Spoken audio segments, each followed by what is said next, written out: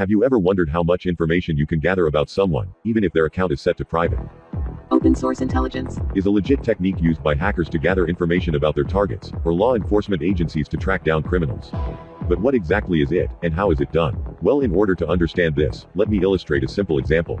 So let's say you came across this picture posted by your friend while scrolling on Instagram, and for some reason, you find yourself wanting to know where they are and where this photo was taken. But the question is, how will you do that? Well, your common sense might have indicated that in order to determine the location of this photo, we must find where these buildings are situated, as they are the only distinctive features in this photo. But if we crop the image and perform a reverse image search for them on Google, it won't be useful, as we'll only be presented with random pictures of windows across the internet. This is particularly because as humans, we naturally overlook the window frames and curtains to focus on the scenery outside. However, search engines can't replicate this understanding, and this is where OSINT tools like cleanup.pictures come into play. Using this tool, we can remove these window frames from our image, and then perform a search for them on Yandex, a Russian search engine that has image searching capabilities way beyond Google's. And as you can see, the search results now are much better than the previous ones, as we found various matches for the buildings that we were looking for. Now, upon going through these sources, we came to know that these buildings are situated near the Moscow River Bridge in Russia, but what we've just done is a prime example of what an open source intelligence or OSINT investigation looks like. In this video, we'll delve into a specific branch of OSINT called social media intelligence, so let's get started. Disclaimer. While gathering publicly available information is legal, using the gathered information with ill intent can still result in serious legal consequences. I strongly discourage the use of information discussed in this video for unethical activities.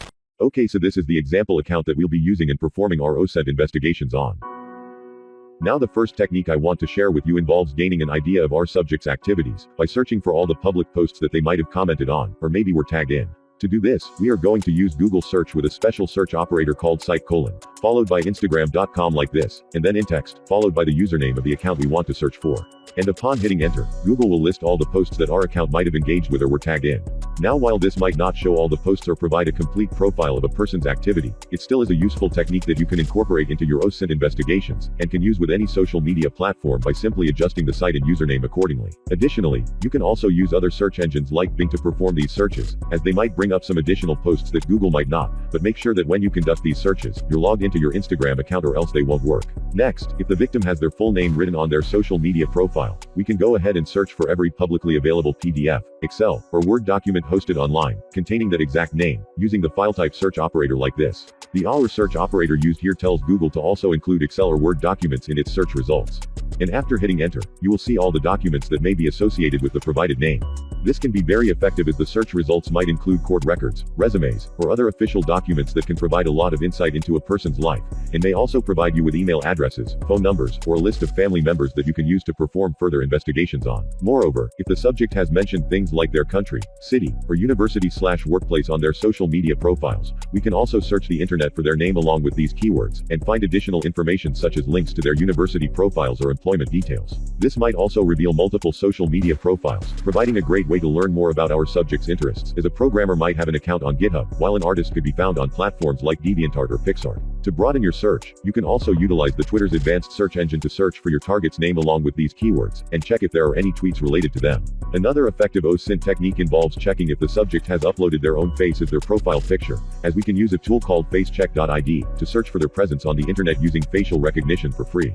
What I particularly like about this tool is that it also includes social media platforms in its searches, and is quite proficient at facial recognition. However, if you can't find anything on this website, another option is to use a paid tool called PimEyes that has a slightly good facial recognition software, but doesn't include any social media accounts in its searches. You can also search for the username of your subject across multiple social media platforms, and find their presence online. Additionally, if you found the email address of your subject through Google Dorking or any other means, you can also run that email on websites like FEOS, or HaveIBeenPwned.com, and discover social media accounts that may be associated with that email. Finally, you can also visit a website called inteltechniques.com, and find additional OSINT tools for multiple social media platforms there. Anyway guys, that wraps up the video, as the purpose was just scratching the surface and exploring how much information can be gathered about someone, even if their account is set to private. Now, if you're interested in learning more and diving deep into the topic, I will put links to some of the best OSINT resources in the description below for you to check out. If you have any questions, make sure to ask them in the comments section down below, and I will see you in the next one.